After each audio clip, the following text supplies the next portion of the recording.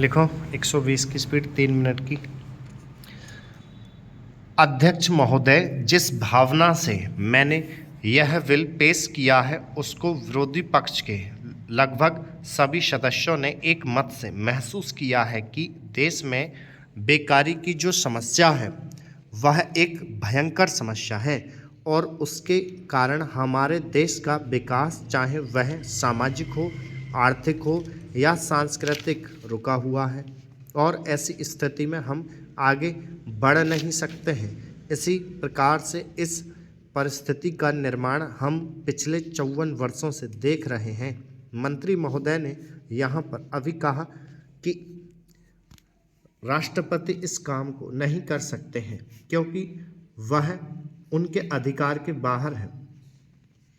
आप राज्यों में राज्यपाल शासन स्थापित करते हैं जब यह देखते हैं कि किसी राज्य में वहाँ की व्यवस्था, वहाँ का विकास ठीक नहीं हो रहा है, जब किसी राज्य में गड़बड़ी फैल रही हो, विकास का काम समाप्त हो गया हो और जिम्मेदारी से काम ना करते हों, तो वहाँ पर राज्यपाल शासन स्थापित किया जाता है। ऐसे बहुत से उदाहरण हमारे देश में मौजूद हैं। उसी प्रकार से हमारे राष्ट्रपिता हैं और अगर देश में इस तरह की स्थिति वर्षों तक चले तो कोई कारण नहीं है।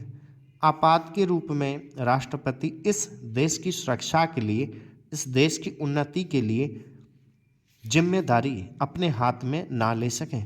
हमारे भाइयों ने बहुत से उदाहरण दिए हैं कि राज्यों में संयुक्त सरकारें नहीं चलीं, लेकिन उसके पीछे राजनीतिक हथकंडे थे।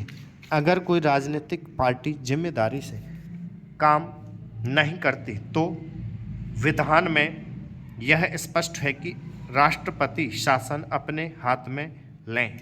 मैं एक उदाहरण देता हूं कि संविधान में आदिवासी हरिजनों के उत्थान के लिए प्रण किया गया था कि 10 वर्ष में उनकी सामाजिक तथा आर्थिक स्थिति को सुधार देंगे, लेकिन यह सरकार उसमें भी असफल रही।